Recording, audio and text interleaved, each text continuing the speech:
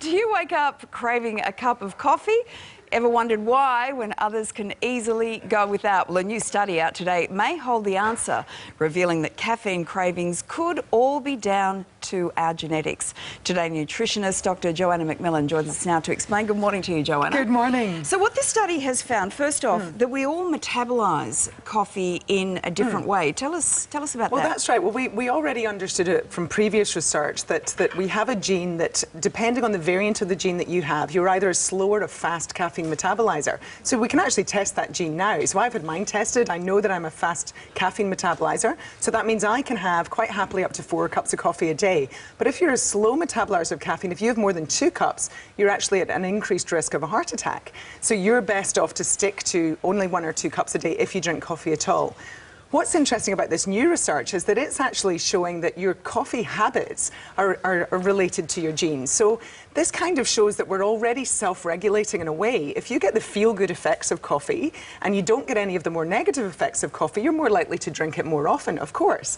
So you're potentially getting more benefits from that, whereas those people who maybe don't feel so great with coffee, makes them a bit jittery, or they don't feel good, of course they're down-regulating and not drinking so much. So I think where this is going, and what's so fascinating, is that we'll get to the point where you can have a simple gene test and it will tell you whether is coffee good for you, or are you best to limit or cut out coffee completely. Okay, that is a great thing. If you have too much coffee a day, what are the bad effects that you can have?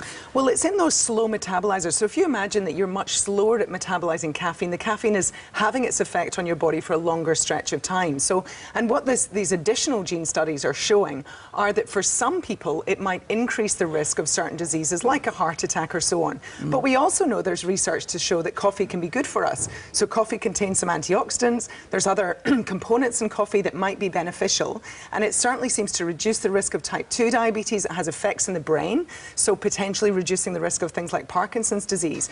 But the reason the research might be so controversial is starting to be explained by genes. So in other words, for some people it's beneficial, for others it's not so beneficial. Okay. And if we can pull apart those genetic differences, then it's going to be much easier to see who's in what group.